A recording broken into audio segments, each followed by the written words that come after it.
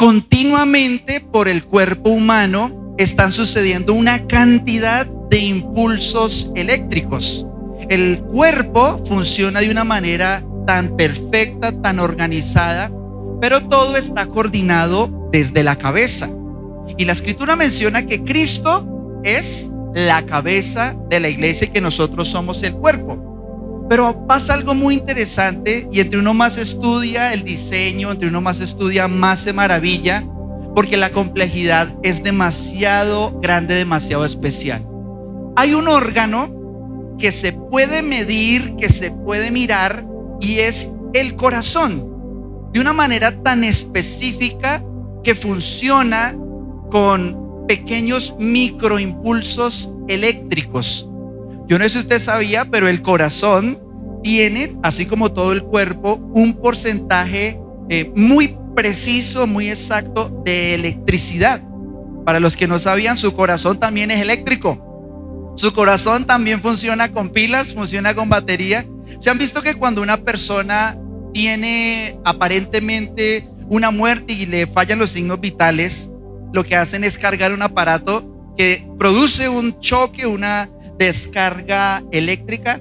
Bueno, pues sucede porque la estructura del cuerpo, porque el orden en que tiene el corazón, su funcionamiento, funciona de una manera muy precisa, como les decía, con unos microimpulsos. Por eso hay algo que se hace cuando se va a examinar el corazón. ¿Y cómo es que se llama el examen? ¿El qué? Electrocardiograma. Bueno, cardio, ¿de dónde viene? De corazón. Y grama, de imagen, ¿cierto? Y electro, es decir, sí se puede examinar el corazón si tiene un ritmo preciso, si las descargas eléctricas y los microimpulsos que salen del cerebro para que se contraiga, para que se expanda el músculo que es como tal el corazón. Mire, usted investigue y usted va a quedar maravillado de lo que usted ya tiene ahí. Usted lo lleva para todos lados y ese es su corazón. Hay unos pequeños nodos, unos pequeños lugares muy diminutos en el corazón que se llaman nodos. Y esos nodos producen en una coordinación tan exacta que cuando el nodo sinusal se activa, hay un retardo de apenas milésimas, fracciones de segundo para que el nodo sinoauricular se active después. Entonces, mientras hay uno que bombea, estimula el ventrículo, el aurículo, para que se expanda y se contraiga, y con puertas que dejan pasar la sangre y bombean para que todo el cuerpo esté oxigenado, pues hay una parte que es como si fuera una especie de cable de cobre, ¿cierto? Que es un neurotransmisor que lo que consigue es que precisamente por toda la superficie del corazón transite la electricidad de una manera muy organizada. Entonces, del sínodo pasa a un lugar que va por toda la mitad que se llama el haz de His. Y ese haz de His se ramifica en dos partes que se llama las fibras de Purkinje. Si ve, aquí uno aprende de todo un poquito, ¿cierto? Mire, es genial que usted póngase a estudiar, y esto es demasiado maravilloso. Es una cosa milimétrica y perfecta. Por eso cuando hay un electrocardiograma, las imágenes que más o menos se ven son así. Usted va a ver estas ondas en las que los impulsos van y vienen. Entonces, esta parte corresponde al primer impulso. Luego, esta mesetica corresponde a otra parte específica del corazón, y cuando se activa uno de esos haces, se enciende, pero esto sucede en cuestión de milésimas de segundo.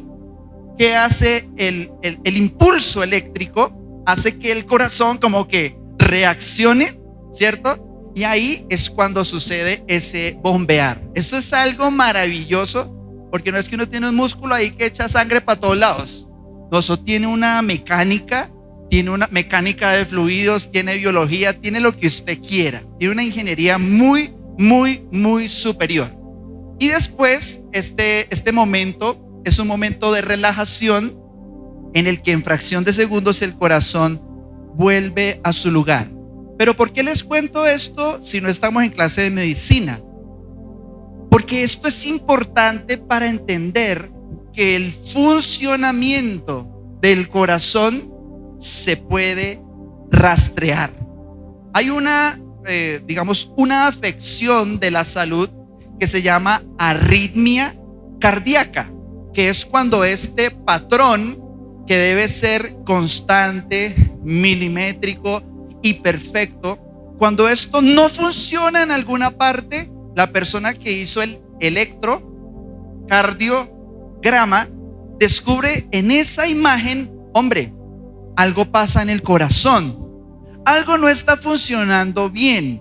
Algún espacio, si hay de pronto una onda que se extiende más, que no baja igual, que se demora un poco más, se puede con unas líneas sencillas ver, se puede rastrear que algo pasa. Y así se llama la enseñanza de esta mañana. Y lo que vamos a hacer es un examen de corazón.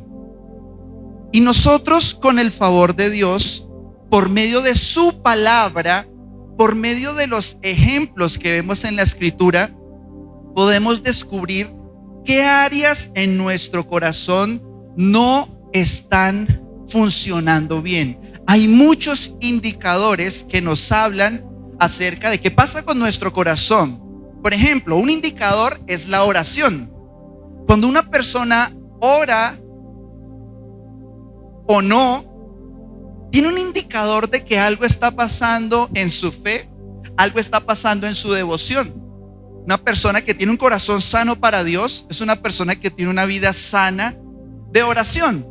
De la misma manera, por ejemplo, la persona que ama la palabra de Dios, cuando usted permanece en las Escrituras, cuando usted confía en lo que está escrito, cuando usted la recibe, pero cuando usted la enseña, cuando usted la predica a otras personas, usted comparte la palabra de Dios con su familia, ese es un buen síntoma de que algo está sucediendo en el corazón. Por ejemplo, yo soy el pastor de la iglesia y yo amo esto y a mí me nace y yo estoy apasionado, y mi esposa sabe también cuán importante para mí es este servicio a Dios, cuán determinante es en mi pasado, mi presente y mi futuro este llamado. Pero para mí, cuando llega el momento y no quiero predicar, cuando llega el día, cuando llega la hora y me resisto a hacer una visita, a consolar a alguien, a ayudar a alguien en necesidad, es un mal síntoma. Por ejemplo, yo siempre me congrego, pues soy el pastor, ¿cierto? Y yo tengo la misma obligación que ustedes. Digamos que el pastor no vino, ¿sí? Bueno, pues no hagamos nada y nos vamos. Él era el encargado de predicar, ¿sí? A veces uno piensa que el pastor tiene más obligación de congregarse que las personas que se dan el lujo de no venir una u otra vez. Pero quiero que usted sepa que la misma obligación que yo tengo de venir a la iglesia, por amor de servir al Señor cada fin de semana, no se diferencia en absolutamente nada de la suya por venir a escuchar la palabra de Dios.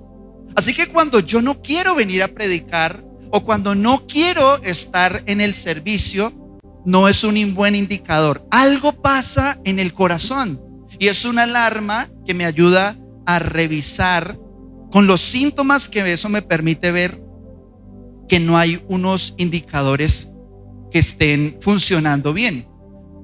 Hay uno en especial del cual vamos a hablar hoy, que funciona como una especie de tacómetro, ¿cierto? ¿Ustedes se acuerdan cuál es el tacómetro del carro? ¿Se acuerdan que el carro tiene un circulito que tiene la F de full y tiene la E de empuje? Perdón, es la E de empty, ¿no? Cuando está vacío en inglés. Pero eso significa empuje, le tocó bajarse pues a empujar. Y hay una agujita, esa agujita que es el testigo, esa agujita va indicando, parece que estamos hablando de indicadores, va indicando cuál es el nivel de la gasolina. La aguja no es la gasolina, pero la aguja permite ver qué es lo que está pasando dentro del tanque de la gasolina. Y hay un indicador muy importante y es la economía, es la vida financiera. Si ustedes ven en las escrituras, ustedes continuamente se van a dar cuenta de que las personas que fueron obedientes a Dios tuvieron grandes bendiciones, de que las personas, los pueblos que iban en contra de la palabra de Dios también padecieron grandes episodios de escasez, de persecución, de dificultades. Por eso, aunque no es el único, ni es el más determinante, pero ya que en este mes nos hemos propuesto abordar ese tema, vamos a hablar cómo en la palabra de Dios, y eso empezamos a verlo la semana pasada, que sentó unas bases acerca de lo que Jesús hablaba del dinero, de cómo el enemigo también donde se mete todo lo echa a perder. Y el estado financiero de cada uno de nosotros, de cada persona, termina siendo un indicador. Por eso, el dinero y el corazón es un tema que con bastante frecuencia se relaciona en la Biblia. La manera en que una persona entiende el dinero, que una persona asume su funcionamiento, tiene que ver mucho y es un indicador importante. Yo no sé si usted lo ha notado, pero cuando usted en su corazón se propone y se decide administrar bien, a caminar en fe, a servirle a Dios, yo no sé si usted lo ha notado, pero inmediatamente empieza el Señor a traer paz en todos los espacios, en todas las áreas de la vida, inclusive, por supuesto, el área financiera. No me diga usted que una persona que esté mendigando en la calle necesariamente tiene un corazón para Dios, porque puede ser muy romántico ver que una persona predica teniendo un costal en el hombro.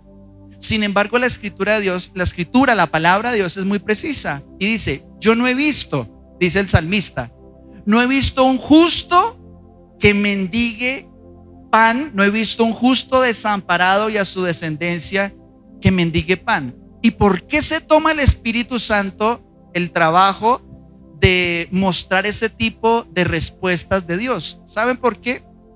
Porque hay un indicador muy importante y es cómo usted y yo entendemos, administramos, obtenemos y gastamos el dinero. Por eso, ya que vamos a hablar del dinero frente al corazón, vamos a recordar, por ejemplo, algunas ideas importantes que encierra la escritura. Por ejemplo, si ustedes se dan cuenta, la Biblia menciona unos insectos. La Biblia habla de unos insectos, por allá menciona que la oruga, que el saltón, que el revoltón, y eran muy pequeños insectos. ¿Ustedes se acuerdan de la plaga que hubo hace unos años de la roya en Colombia? Los que tenemos más de 30 o 40 años se acordarán que cuando Colombia, su fuerte en la economía era el café, hubo una plaga que se llamaba la roya, y esa plaga era un insecto muy, muy diminuto que cuando entraba en un cultivo, inmediatamente empezaba a reproducirse y a volar, y cuando cogían el grano de café, estaba como perforado por dentro, estaba hueco porque ese animalito, esa plaga se había comido lo que estaba allí. Y la Biblia menciona que estaba la oruga, el saltón, el revoltón y otras especies de animalitos que Dios permitía que llegaran sobre los cultivos de Israel. Entonces llegaba un animalito y ya se sabía que la cosecha se iba a echar a perder. Por eso ustedes se dan cuenta continuamente en el Antiguo Testamento que cuando el pueblo de Israel ofrecía sacrificios a Dios, en las oraciones estaban incluidas que el Señor controlara las plagas. Entonces, la bendición funciona como un control de plagas. Por ejemplo, si usted en su casa, si usted en su finca tiene ratones, ¿cierto? Una manera de controlar las plagas, ¿cuál es? Bueno, ¿no vio pues Tom y Jerry? ¿Qué hace uno? Compra el gato, y cuando entra el gato, ¿qué es lo que empieza a hacer? Pues a comer, porque su naturaleza es tal vez no comerse, digamos, la comida que se comerían los ratones, pero se comen los ratones. Entonces la bendición de Dios, más que traer y traer y traer abundancia, realmente funciona de una manera muy similar al control de plagas. En algunos lugares, si hay ratones, sueltan culebras. En algunos lugares, si hay una plaga de conejos, sueltan coyotes. Y hay muchas maneras de controlar las plagas. Esto en términos prácticos, ¿qué significa? Esto espiritualmente se traduce que cuando el pueblo estaba bajo escasez, bajo necesidad, ellos oraban a Dios y el Señor intervenía, ¿cómo? Tratando específicamente con la oruga, con la langosta, con el saltón, con el revoltón. ¿Para qué? Para que las cosechas pudieran florecer. Lo que vamos a hacer a continuación es el electrocardiograma de varias personas en la Biblia. Y vamos a hacerle el electrocardiograma en relación con el corazón y el dinero a una serie de personas, a una serie de personajes que aparecen allí. Algunos como un ejemplo de que hay una arritmia, de que algo en el corazón en relación con el dinero como que no funciona bien. Y vamos a ver también algunos que el médico dice, check, o sea, bien, puede irse para su casa porque su entendimiento del dinero está bien. Y yo espero con el favor del Señor que esto que vamos a estudiar también sirva para que usted y yo podamos revisar nuestro corazón. ¿Listos para el electrocardiograma? Bueno, pasa el primer paciente. Tenemos entre nosotros nada más ni nada menos que a Aarón. Siga, doctor Aarón. Apellido, no, Aarón a secas. Entonces entra Aarón, no me conoce, yo soy el hermano de Moisés. Y Aarón, en medio de eso, se le descubre una gran dificultad. Miren lo que enseña la palabra de Dios. Y esto que vamos a ver es tan crudo, ustedes lo van a ver conmigo. Y vamos a decir, ay, Aarón, ¿cómo se le ocurrió? Dice Éxodo 32, versos 3 al 5. Entonces, todo el pueblo apartó zarcillos de oro que tenían ¿en dónde? Mire lo interesante. Antiguamente a los esclavos, como una manera de identificarlos, de los libres, se les perforaba la oreja. Y a algunos se les ponía zarcillos en la nariz y otros en la oreja. Entendemos que el pueblo de Israel, al salir de Egipto, ¿qué eran? Pues toda su vida habían sido esclavos y ellos tenían esos zarcillos porque al salir de Egipto, la Biblia dice que Dios le dio una gracia al pueblo. Es el último versículo que se menciona estando el pueblo en Egipto. Y dice que cuando pasaron todas esas plagas, la gente le dijo, mire hermano, váyanse, váyanse. Y los auparon, los empujaron para que se fueran y los dejaran en paz, porque Dios había traído las plagas. Entonces la gente se despojaba del oro que tenía y le decía, mire, váyase. Eran enemigos, pero acuérdate de esto. Cuando Dios pone gracia sobre ti, aún a tus enemigos hace estar en paz contigo.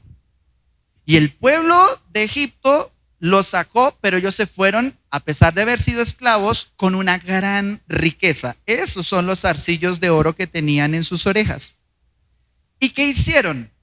Lo trajeron a Aarón y él los tomó de las manos de ellos y le dio forma con buril e hizo de ello, hasta iba como bien, porque ¿cuál era el propósito de ese oro? El propósito de ese oro era el arca, el tabernáculo, los utensilios, la mesa de la proposición, el altar, todo lo que ese tesoro había permitido Dios que tuvieran era precisamente para el servicio de Dios. Pero continúa diciendo, e hizo de ello un becerro de fundición. ¿Quién hizo el becerro de oro? El sacerdote. Imagínese. ¿Sabe dónde estaba Moisés? Moisés estaba en el monte Sinaí, 40 días, 40 noches, recibiendo la ley. Hombre, hubieran esperado al menos 2 mesecitos, pues. El problema es que la idolatría salta a la vista, o sea, no se puede aguantar mucho. Pero ¿qué hizo Aarón? Que también había sido esclavo. Uno lo conoce como el gran sacerdote Aarón, pero es que él era esclavo. Él aprendió, creció, vivió en Egipto por muchos años. Entonces dijeron, estos son tus dioses que te sacaron de la tierra de Egipto. Y viendo esto, Aarón edificó un altar delante del becerro y pregonó a Aarón, y dijo: mañana será fiesta para Jehová. Entonces, en este contexto, el Señor le dice: Moisés, el pueblo se ha corrompido, porque con el oro que tenían para honrarme, se han hecho un becerro de fundición. Pero lo que a mí me voló la cabeza es que fue el sacerdote. Es que fue Aarón, que para ese momento ya le había sido provisto a Moisés como su equipero a la hora de ministrar al pueblo. Nunca se le olvide esto: fue Aarón el que hizo el ídolo, con todo lo que tenían para servirle a Dios. ¿Sabe por qué? ¿Cuál es la enseñanza que podemos recibir de eso? Que hay oro que sirve a Dios, hay un oro que honra a Dios, pero ese mismo oro invertido en idolatría deshonra a Dios. Exactamente el mismo metal, porque nunca se ha tratado de lo precioso, no todo lo que brilla es oro, sino de su propósito. Jesús le dijo a los fariseos: son unos hipócritas, para ustedes es más importante el oro que se pone en el altar que el altar mismo. Entonces, la enseñanza, lo que podemos ver ya haciéndole un electrocardiograma a Aarón, es: Aarón, señor Aarón, paciente Aarón, use dinero que honre a Dios, que su manera de invertir, de gastar, usted honra a Dios cuando usted paga el arriendo, usted honra a Dios cuando le da a su esposa, usted honra a Dios cuando le da a sus padres, usted honra a Dios cuando fielmente cumple con las responsabilidades del hogar. La escritura dice que quien no lo hace es peor que un incrédulo. O sea, ni siquiera es un incrédulo, es peor. ¿Sabe por qué? Porque se supone que ha creído en Dios y lo ve como papá, pero aún así no puede recibir, no puede usar dinero que honre a Dios. Por ejemplo, los juegos de azar, las deudas sin propósito, las cosas que dañan el cuerpo, el licor, los cigarrillos, cortejar a la mujer que no es su esposa, gastarle a los amigos y en su casa necesidad. Mire, todos esos son síntomas de una espiritualidad muy deteriorada, como la de Aarón. Pasemos al siguiente paciente. En segundo lugar, vamos a hacerle un electrocardiograma a Acán.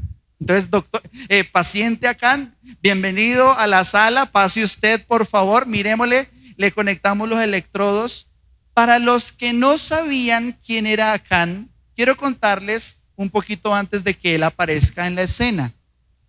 Resulta que el pueblo de Israel se la pasaba ganando victorias, y el pueblo de Israel, bajo la gracia de Dios, donde llegaba, derrotaban a los ejércitos, derrotaban a sus enemigos. Y ellos, ¿sabe cómo lo hacían? Con el arca por delante. La presencia de Dios que representa el arca, ellos iban adelante. Los primeros eran los sacerdotes con el arca. Y venían una cantidad de sacerdotes, de servidores, y venían también guerreros y tocaban trompeta. ¿Y qué hacían? Derrotaban pues a sus enemigos. Entonces mire, le voy a describir cómo era la travesía de Israel. Salen de Egipto y aquí llegan, ganamos. Siguiente puesto, ganamos. Siguiente, ganamos. Y entonces ya estaban confiados de que todas las guerras las ganaban porque Dios estaba con ellos. Pero Dios les advirtió: muchachos, ustedes están en medio de pueblos idólatras, en medio de brujería, de hechicería, de cualquier cantidad de sacrificios inmundos. Pilas con aprender de esos pueblos. Esos pueblos tienen ídolos, se inclinan ante imágenes. Esos pueblos son muy torcidos espiritualmente. No vayan ustedes a hacer lo mismo que ellos, y ojo con el tesoro de ellos. No se me vayan a antojar, les decía el Señor, pues en otras palabras. Y la Biblia describe que un día llegaron al pueblo de Ai, con H, H-A-I latina, la de puntico. El pueblito que se llamaba Ai, algunos dicen Ai, ¿cierto? Resulta que ese día llegaban y hoy vamos a vencer también. Cuando ¡pum!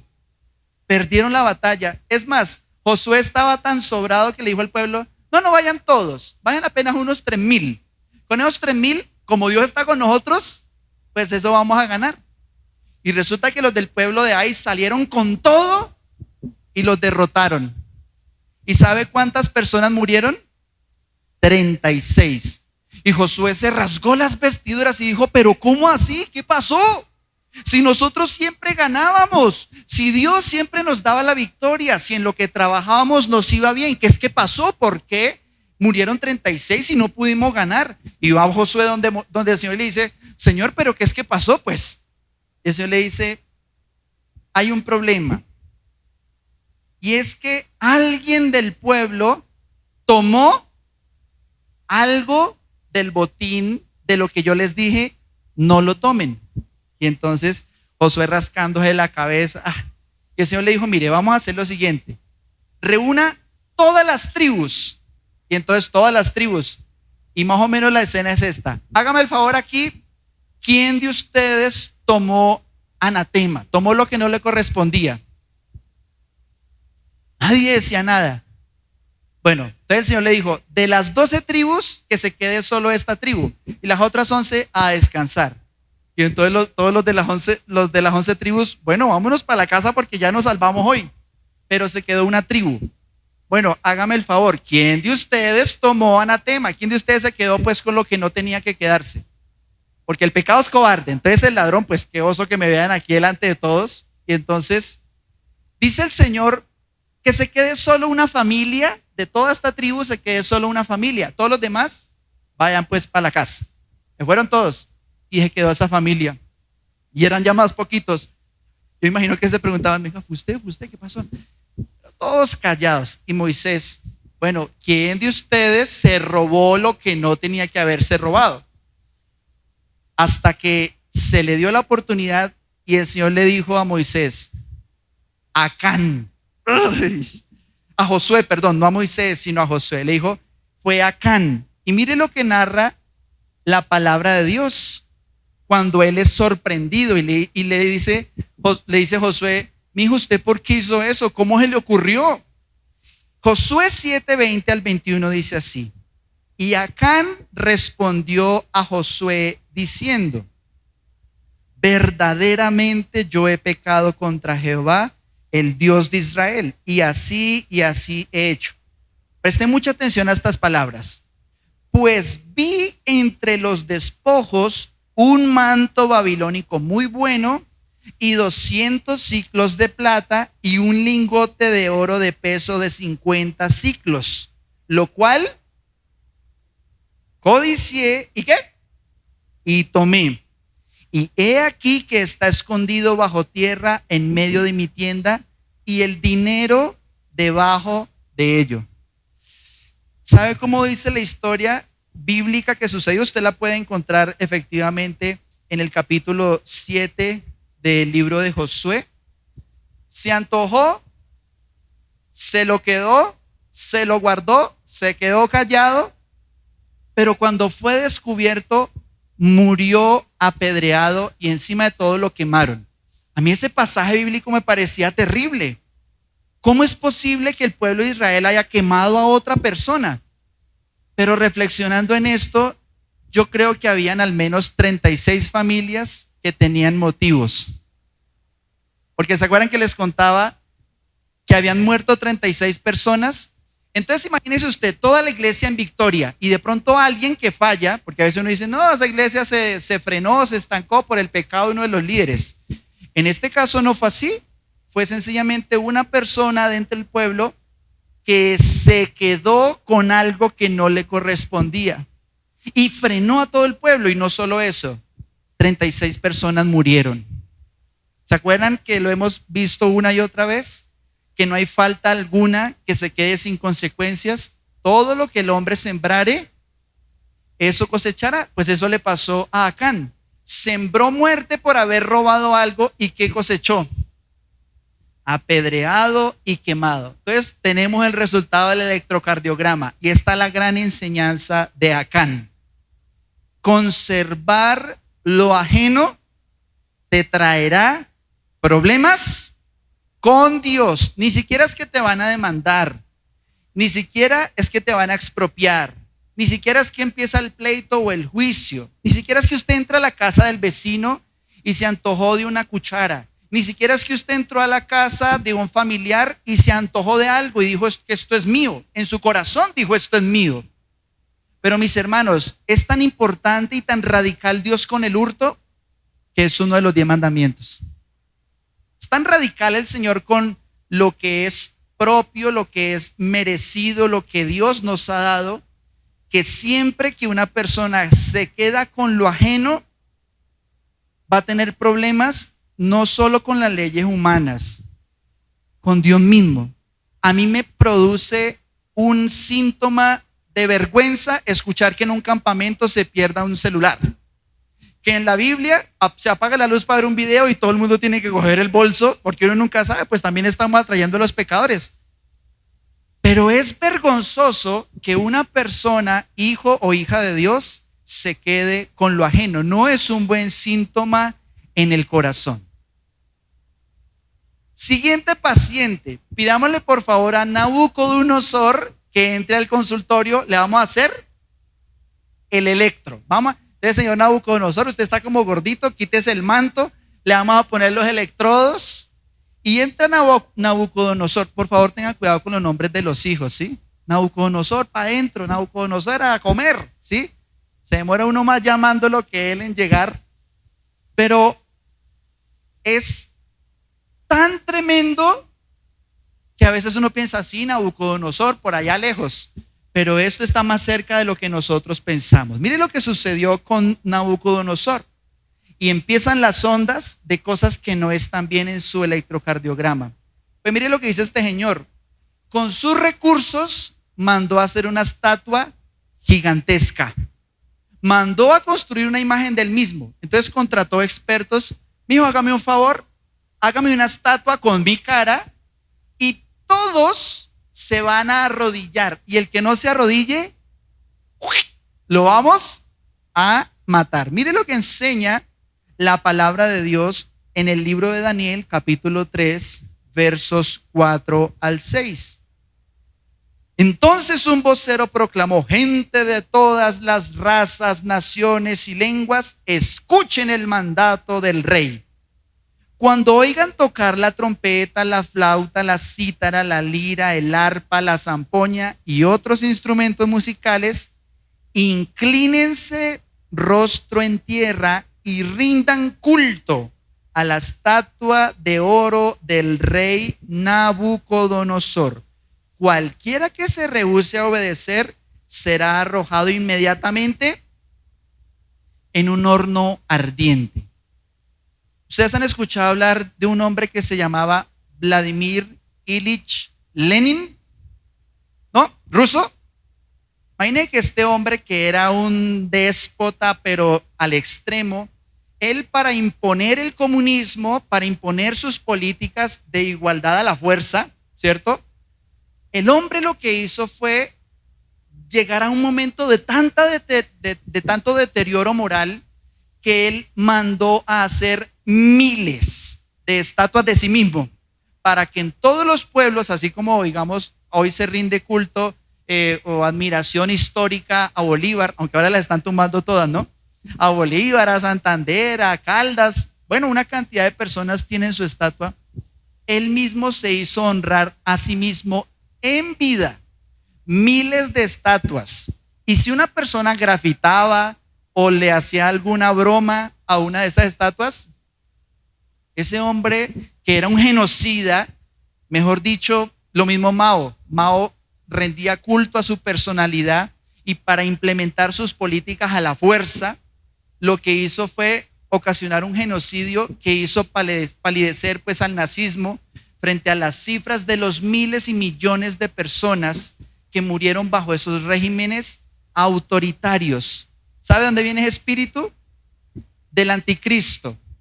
¿Sabe dónde viene ese espíritu? Que le tocó a Nabucodonosor y que cada época ha tenido su anticristo, cada época ha tenido su propio tirano. Pues empezó por un egoísmo que va a llegar a su punto más alto con el anticristo. ¿Qué quería? Un hombre egocéntrico, orgulloso, que no conocía ni temía a Dios. Quería que todos se postraran ante las obras que él hacía. Mire, eso salpica a una cantidad de personas que no se explican por qué necesitan comprarse ropa más cara. No se explican por qué necesitan que en su ropa se vea la marca y que se vea que es original. Ahora, ¿está mal vestir bien? No está mal vestir bien. El problema, como es del corazón, es que el corazón no se ve, por eso toca el electrocardiograma. Cuando yo necesito afirmar mi personalidad por el carro que tengo, por lo grande de mi empresa, de mi casa, de mi iglesia, por lo grandilocuente que puede ser la manera en que yo invierto el dinero. Por eso él sentía que tenía que estar por encima de los demás y que todos se inclinaran ante él. Ese era Nabucodonosor, un hombre orgulloso, un hombre egocéntrico. Y mire, hay muchas personas que usan el dinero para ponerse por encima de otras. Hay personas que te prestan no para ayudarte, sino para esclavizarte, porque el libro de Proverbios enseña que cuando una persona es deudora de otra, se convierte como una especie de esclavo. Por eso el asunto del dinero es algo tan del corazón. ¿Sabe cómo terminó Nabucodonosor? Loco. Luego el electrocardiograma nos arroja un resultado. Señor, vístase por favor, Nabucodonosor, vístase. Mire, este es el electro. Nabucodonosor, tenga cuidado porque ostentar le va a dañar la cabeza. Tener que afirmar su identidad por la cantidad de dinero, por el carro, por la casa, por el respeto que exige y que necesita de otras personas, es un síntoma de una arritmia cardíaca. Pregúntate esto: ¿para qué quieres más? ¿Para qué necesitas tener más? Usted va a recibir más porque Dios es fiel, pero una pregunta que se convierte en una ayuda es: ¿para qué más? Vamos a darle ahora paso al siguiente paciente, que se llama Demetrio. Cuidado con los nombres, por favor. Que siga don Demetrio, quítese la camiseta, don Demetrio, que le vamos a hacer el electro, le vamos a poner los electrodos. Pastor, ¿y quién es Demetrio? ¿Dónde aparece Demetrio en la Biblia? Bueno, hay dos Demetrios. Así como hay dos Judas, así como hay dos Ananías, pues también hay dos Demetrios. Uno de ellos fue fiel a Dios, pero hoy vamos a hablar del que no fue fiel a Dios. La palabra Demetrio significa que pertenece a Deméter. Deméter es una diosa que tenían los griegos, que es la diosa de la agricultura, y ese nombre Demetrio significa el que sigue a la diosa madre. O sea, Demetrio era un orfebre, era una persona que tenía un trabajo muy específico y que su negocio se vio afectado por el evangelio. Ojo con esto que vamos a enseñar, porque esto es hermoso. Hay personas a las que el evangelio y el mensaje de Dios eventualmente le puede afectar su manera de vivir, o como le pasó a Demetrio, su negocio. Vamos a verlo en Hechos capítulo 19, versos 24 al 27. Dice así la escritura, que un platero, ¿sabe cómo le dice a los que trabajan con plata? Platero, pero pues son orfebres, ¿no? Un platero llamado Demetrio, que hacía de plata templecillos de Diana, daba no poca ganancia a los artífices, a los cuales, reunidos con los obreros del mismo oficio, dijo: varones, sepan que de este oficio obtenemos nuestra riqueza. Pero ustedes ven y oyen que este tal Pablo, no solamente en Éfeso, sino en casi toda Asia, ha apartado a muchas gentes con persuasión, diciendo que no son dioses los que se hacen con las manos. Y no solamente hay peligro de que nuestro negocio venga a desacreditarse, sino también que el templo de la gran diosa Diana sea estimado en nada y comience a ser destruida la majestad de aquella a quien venera toda Asia y el mundo entero. En esa época Pablo se la pasaba predicando en toda el Asia Menor, lo que hoy se conoce como Grecia y Turquía.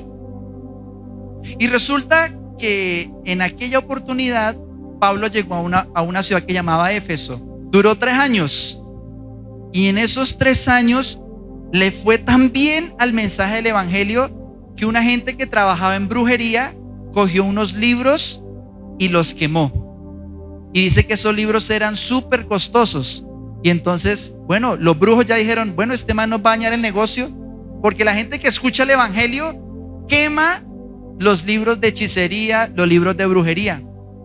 Y entonces los plateros nos iban a quedar atrás.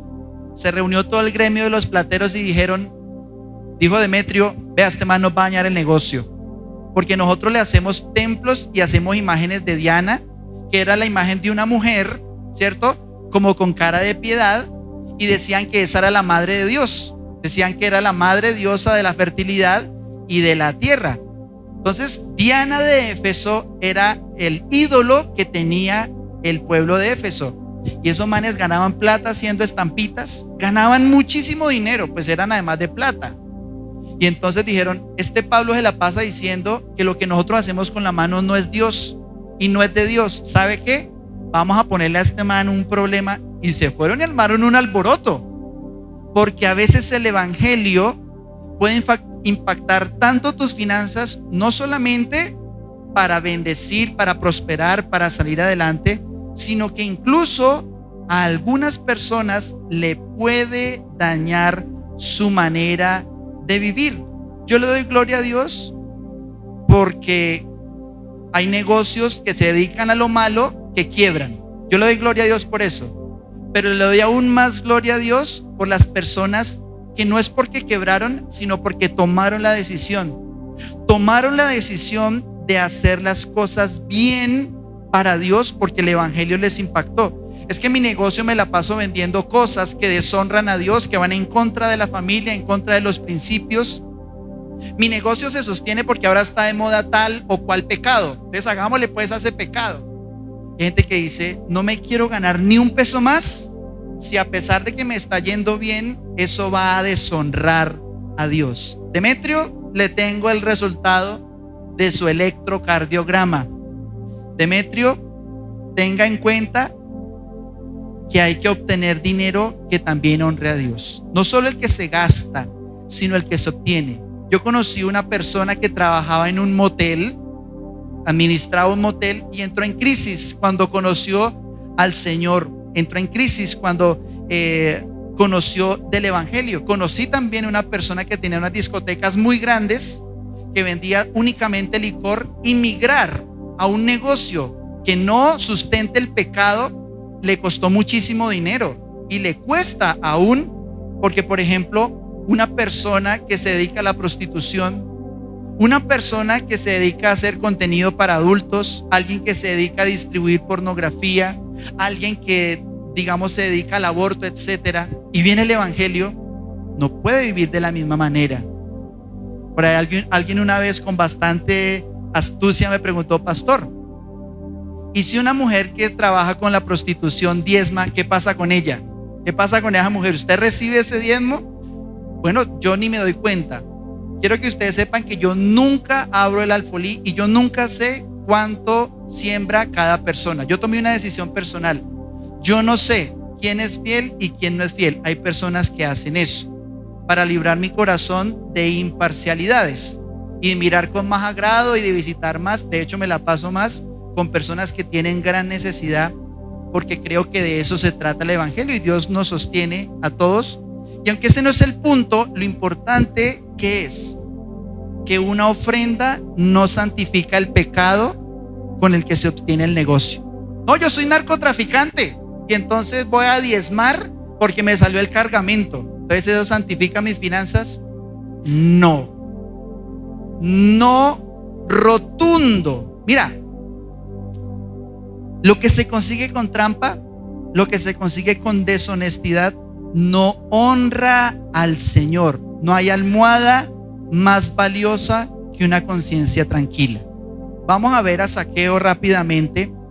Zaqueo, el electrocardiograma, si ustedes recuerdan, Zaqueo, su pecado era de naturaleza financiera.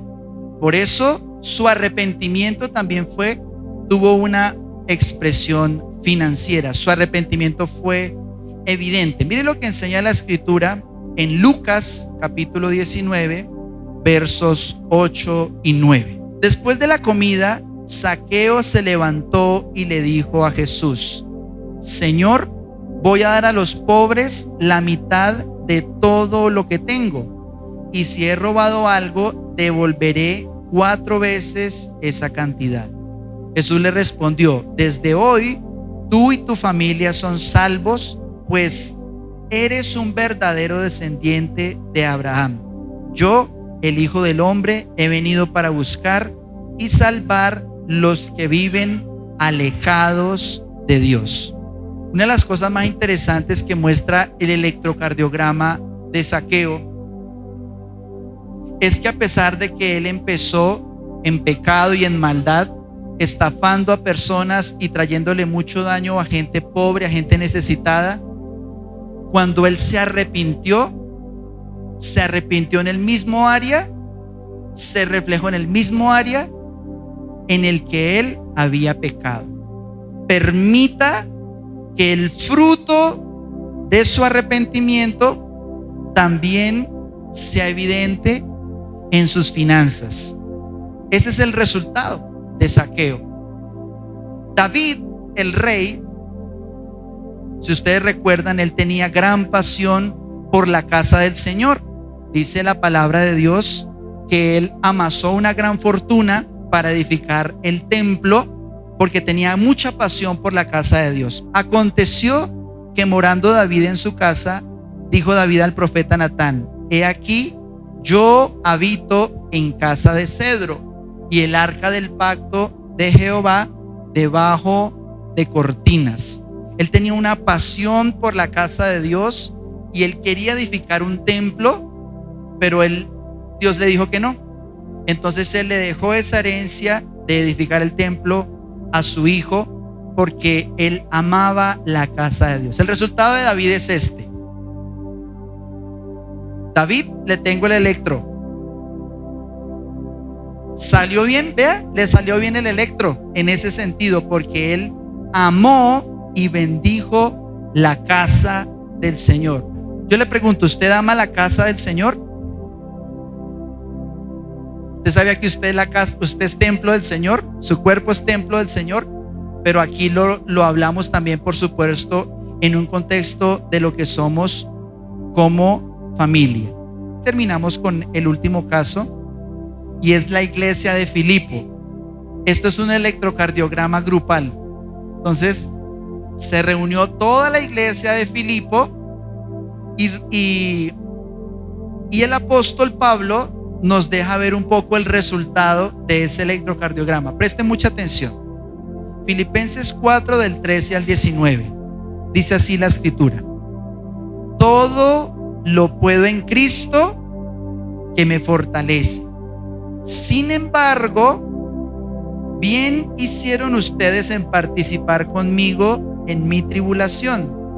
Y saben también ustedes, oh filipenses, que al principio de la predicación del evangelio, cuando partí de Macedonia, ninguna iglesia participó conmigo en razón de dar y recibir, sino solo ustedes. Pues a una Tesalónica me enviaron, ¿cuántas veces? ¿Quién le mandaba una y otra vez a Pablo? Toda la iglesia de Filipo. ¿Sabe qué hacían los filipenses? Por aquí pasó un Pablo que nos trajo el evangelio y nos trajo gratitud y salvación. Conocimos a Jesús, y resulta que cuando se fue lo metieron a la cárcel. ¿Y sabe qué hicieron todos ellos? Recogieron una ofrenda y se la enviaron a pesar de que no estuviera en la misma ciudad. Y toda la iglesia apoyó la obra misionera de Pablo. ¿Cuántas veces? Una y otra y otra y otra y otra vez. Dice: me enviaron una y otra vez para mis necesidades. No es que yo busque dádivas, no es que yo quiera que ustedes me regalen, dice Pablo, sino que busco fruto que abunde en su cuenta. Pero todo lo he recibido y tengo abundancia. Estoy lleno, habiendo recibido de Epafrodito lo que ustedes enviaron: olor fragante, sacrificio acepto, agradable a Dios. Mi Dios pues suplirá todo lo que les falta conforme a sus riquezas en gloria en Cristo Jesús. Y la lección, el electrocardiograma, lo que podemos extraer como conclusión de esa manera de obrar, es que es importante sembrar en las necesidades misioneras. Yo quiero cerrar con esta conclusión global: que su relación con el dinero, que su entendimiento de las finanzas sean no solo para glorias personales, sino que sea fundamentalmente para la gloria de Dios. Que la manera en que usted obtiene el dinero sea agradable a Dios, y que la manera en que usted lo invierte y lo gaste también sea agradable a Dios. Amén.